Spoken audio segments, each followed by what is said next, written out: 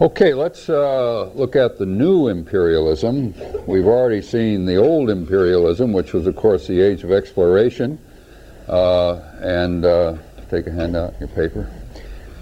So we're talking now about, of course, the late 19th century, when a whole new round occurs, and there's only one place really left in the world. Well, there's some in the Far East, but Africa. You remember why nobody had penetrated the interior of Africa until the middle of the 19th century, technologically? Well, jungles, you know, that's if you got to walk through the jungle, that's right, that's true, but you could always go by water, but why couldn't they?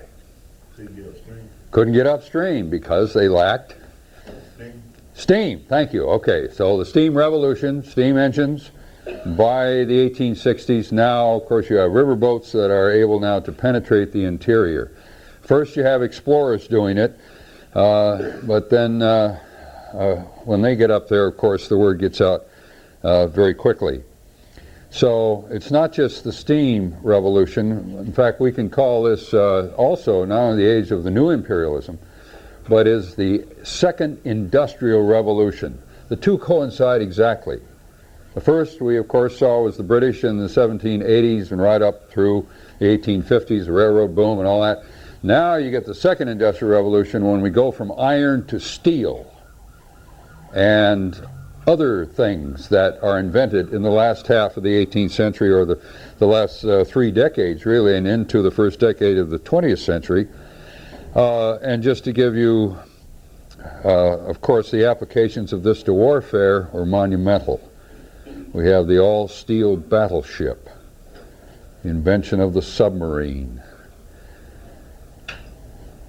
For land warfare, the machine gun, and heavy artillery and long-range and very accurate artillery, and so on. And so this means that in addition to imperialism trying to carve up Africa, these newly unified nations trying to catch up with Great Britain also now start to build powerful armies and navies, taking the shortcut. The British, remember, British didn't want to change over to steel battleships and steam. They wanted to stay with sailing vessels because that's what their warships were, or at least they were basically that until the middle of the century.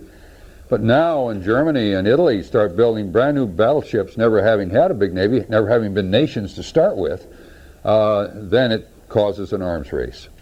So starting about the 1880s, we have an arms race in Europe, the Far East, the United States involved, all part of the new technology, one, and the new imperialism, two. So it's a period of, shall we say, great tension. The Pax Britannica was still in force.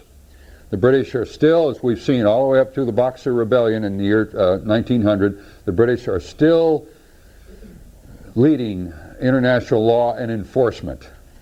But, and they're able to do it, not only because of technology, but because of diplomatic events and technological events, in particular the completion of the Suez Canal in 1869. British basically superintended that, British and the French. And this, of course, links up the Atlantic Ocean, the Mediterranean Sea, with the Red Sea, and then, of course, the entire Far East. So this shortens communications, traveling communications. Everybody come in late, come up and get your paper in the handout because you're going to need it in class right now. So that shortens, and then we get steamships. They can move very quickly and through the canal and around the world. So the earth is shrinking, as we say.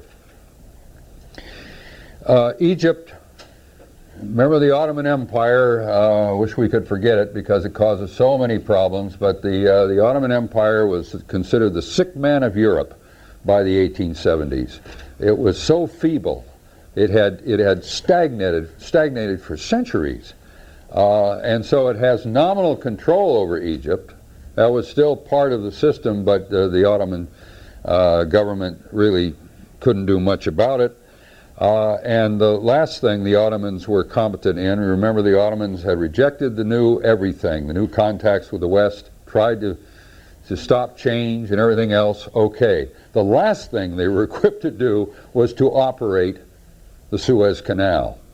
And this is something the British could not tolerate, because now not only the economic wealth of Europe, particularly Great Britain, but now the military need for the British to transit the Red Sea, to get to India, to police the Far East and everything else. It's got to be run efficiently. The Suez Canal immediately becomes a major impact on the whole world. So the British intervened and took over the canal in 1875.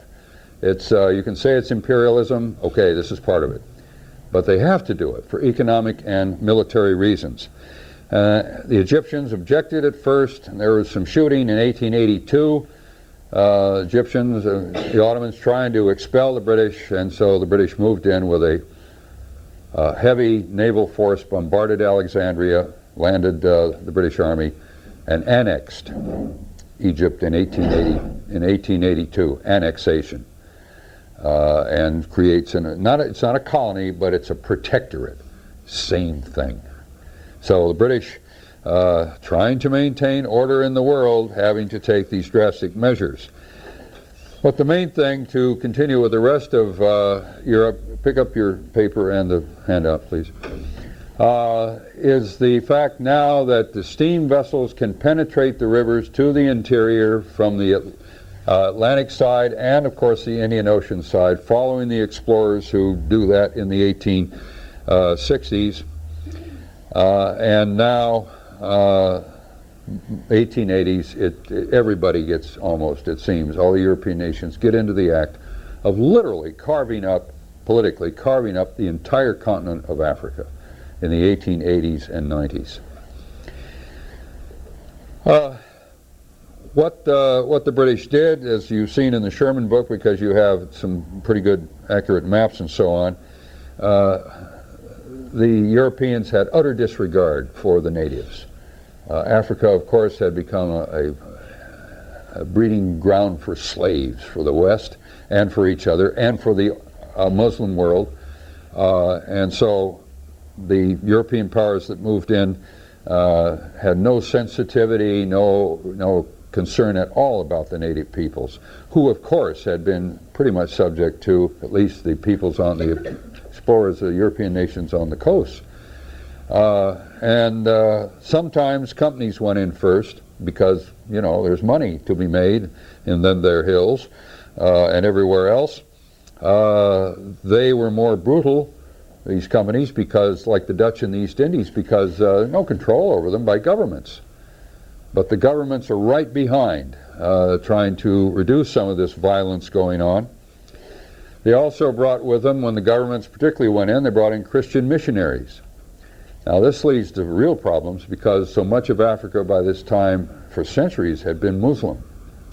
So you get some religious activity going on, Christians and Muslims slugging it out, still are to this day.